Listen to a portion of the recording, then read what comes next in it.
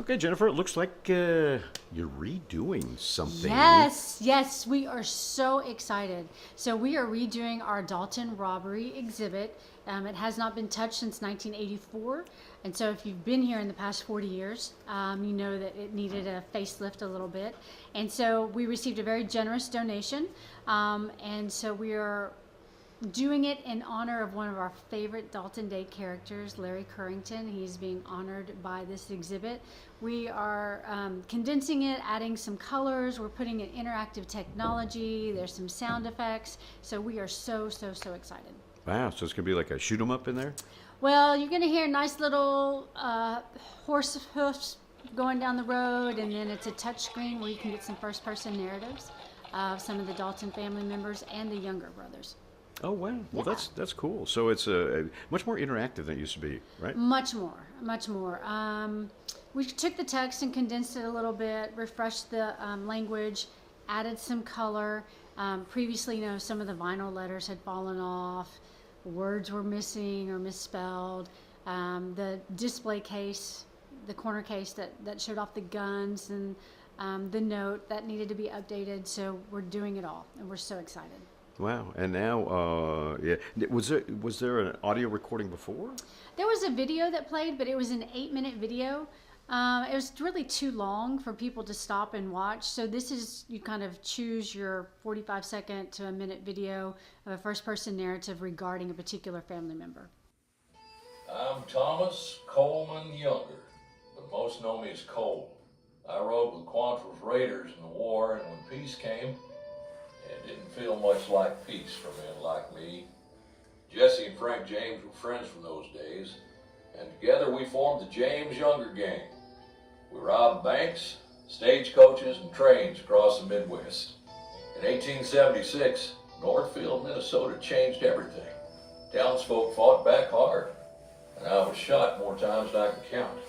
I spent 25 years in prison, came out an old man, and told my story on the lecture circuit, warning young men against my mistakes.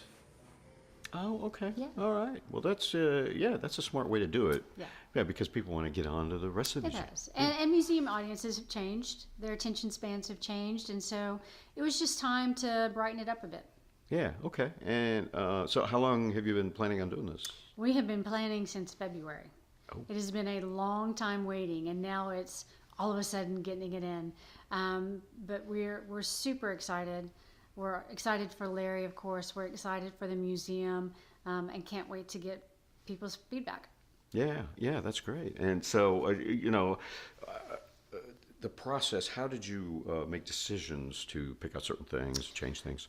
So the Dalton robbery story is fascinating. I mean, how they got here, what happened afterwards, where everybody came from. You could go off on so many tangents, but it's Gregg County Historical Museum, and so it's what happened in Gregg County, how it impacted Gregg County. So trying to narrow it down and to do a timeline and to pull in first-person narratives, we sifted through a lot of information, and the staff here at the museum, we enjoyed it. We enjoyed the research and the back and forth conversations about, do we put this, do we not? And our reenactors, actually one of our reenactors has written a book about the Dalton robbery, and so he was a valuable resource as well.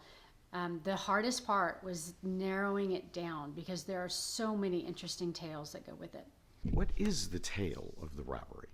The tale of the robbery is, why did they choose Longview of all the things? Apparently Bill Dalton got mad at a bank, so chose here, and one of the members of his gang was married to a Longview girl. And so they chose it just because he was here. And the outlaws came into town at different times under assumed names. Some of them worked here and they were known as somebody else. So when they walked the streets, nobody thought anything about it. They were a familiar sight.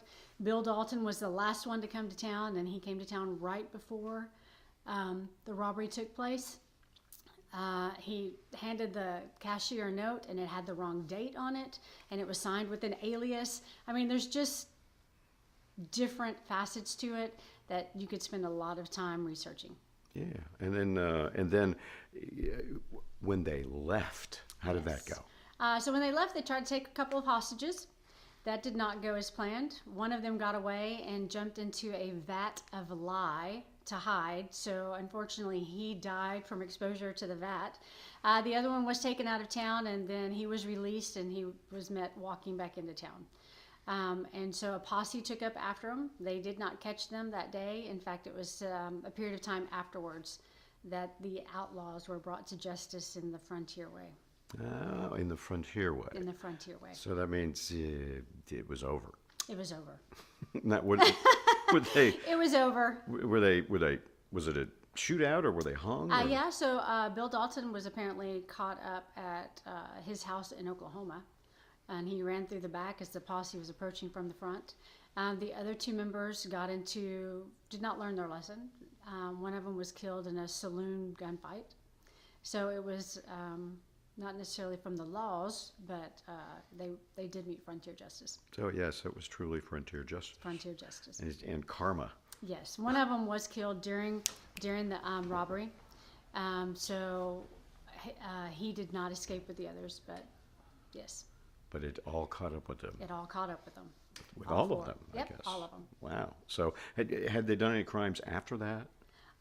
Yes, but not as a gang. That was their one and only job as a whole. They came together for one job, and then they disbanded. And they did not have time to carry out another raid. Oh, okay. That one went so well. Yes, exactly. Well, they didn't do it again. Yeah. Wow.